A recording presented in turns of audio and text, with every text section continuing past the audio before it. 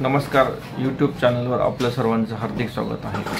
आज आपण भारतीय राज्यघटनेचे उद्देश किंवा ज्याला आपण प्रिएम्बल ऑफ इंडियन कॉन्स्टिट्यूशन या बद्दल माहिती जाणून घेऊया। तत्पूर्वी आपण भारतीय राज्यघटना व प्रिएम्बल याच्या पार्श्वभूमी जाणून घेऊया। ज्यावेळेस इंग्रजांनी भारत स्वतंत्र करण्याबाबत घोषणा केली आणि त्यानंतर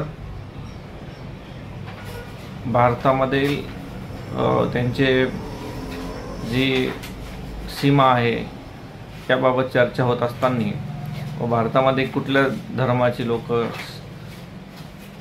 असावीत याबाबत चर्चा होत असताना जे पाकिस्तानचे पहिले राष्ट्रपती आहेत जिन्ना यांनी मुस्लिम लोकांसाठी एक स्वतंत्र राज्य असावं, देश असावा याबाबत मागणी केली आणि मग त्यानंतर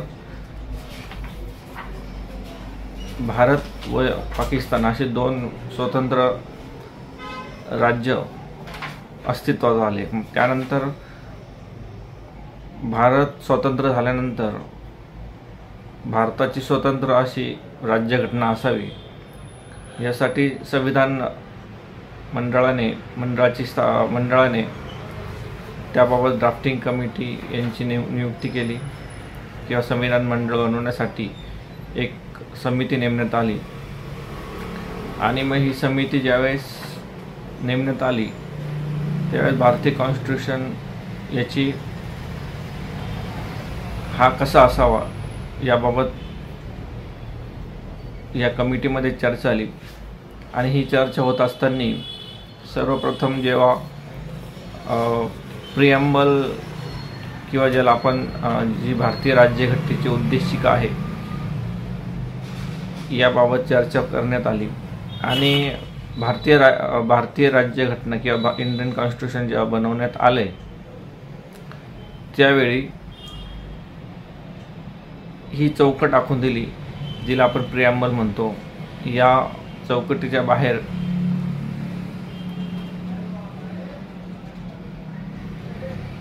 हे ज्या आर्टिकल्स आहे किंवा रूल्स आहे हे जाता कामा नये किंवा या चौकटीच्या बाहेर या चौकटीला धरून ही राज्यघटना तयार करण्यात आली। आता ही जी उद्देशिक आहे ही आपण पहिले समजून घेऊया।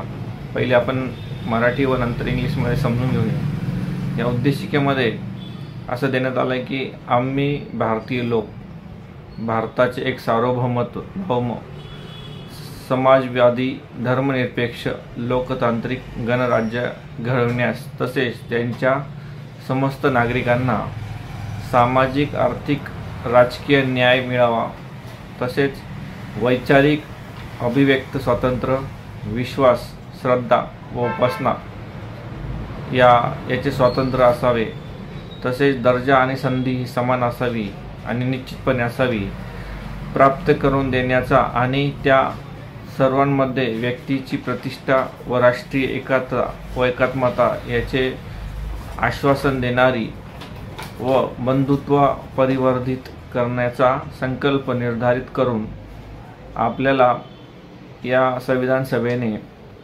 हे संविधान किंवा ज्याला आपण भारतीय राज्यघटना दिली त्याला आपण इंग्लिशमध्ये असं म्हणू का we the people of India having solemnly resolved to constitution of India into sovereign socialist secular democratic republican and to secure to all its citizens justice, social, economical and political liberty of thoughts, expression, beliefs, faith and worship, equality of status and opportunity, and to promote among them all fraternity, assuring the dignity of the individual and the unity and integration of the nations. अशा प्रकारे ही जे भारतीय राज्यघटना बनवताना या preamble किंवा या उद्देशाचा अतिशय महत्त्व आहे. या उद्देशाच्या बाहेर कुठलाही कायदा करू शकत नाही. भारतातलं संसद असेल किंवा कायदेमंडळ असेल, मग ते देशाचा असेल किंवा देशाचा असेल किंवा राज्याचा असेल, ह्या कुठलाही कायदा बनवताना ह्या प्रिएम्बलच्या बाहेर त्यांना जाऊ शकत नाही किंवा या चौकटीच्या बाहेर. आता हे आपण समजून घेऊया की नेमकी चौकट म्हणजे कशी असेल.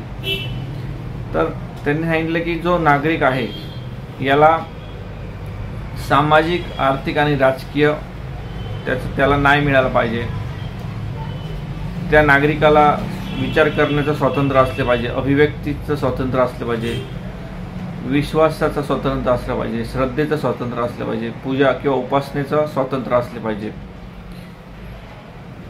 ज्याला आपण फ्रीडम ऑफ स्पीच म्हणतो किंवा ज्याला आपण बोलण्याचा अधिकार म्हणतो किंवा ज्याला आपण पूजा करण्याचा अधिकार म्हणतो, हे सर्व अधिकार असावेत. त्यानंतर प्रत्येक नागरिकाला समान संधी असली पाहिजे आणि त्याचा दर्जा हा समान असला पाहिजे. म्हणजे कुठल्या प्रकारे त्याच्याशी भेदभाव नसला पाहिजे. आणि सर्व जे नागरिक आहे हे बंधुत्व म्हणजे सगळं बांधव असले पाहिजे, या प्रकारे वागले पाहिजे. त्यानंतर देशाची एकत्मतता राहिली पाहिजे, अखंड राहिली पाहिजे, प्रत्येक व्यक्तीला प्रतिष्ठा मिळाली पाहिजे. अशा दृष्टीने हे प्रिएम्बल तयार करण्यात आले आहे. आणि या प्रिएम्बललाच अनुसरून मग भारतीय राज्यघटनेमध्ये आर्टिकल्स, शेड्यूल्स दिलेले आहेत. तर अशा प्रकारे आज आपण प्रिएम्बल जे आहे इंडियन कॉन्स्टिट्यूशनचे किंवा ज्याला मराठीत आपण उद्देशिका, भारतीय राज्यघटनेचे उद्देश, याबाबत जाणून घेतला. पुढे आपण पुढच्या व्हिडिओमध्ये आपण त्याच्यात किती शेड्यूल आहे, त्याच्यात पार्ट किती आहे आणि आर्टिकल कसे आहे, त्याचं विभाजन कसं केलं गेलं आहे, हे तसेच अजून इतर व्हिडिओमध्ये आपण भारतीय राज्यघटना तयार करताना जगातल्या कोणत्या कॉन्स्टिट्यूशनकडून कोणत्या प्रकारचे नियम किंवा रूल्स घेतले याबाबत देखील आपण पुढच्या व्हिडिओमध्ये चर्चा करू किंवा माहिती जाणून घेऊया. धन्यवाद.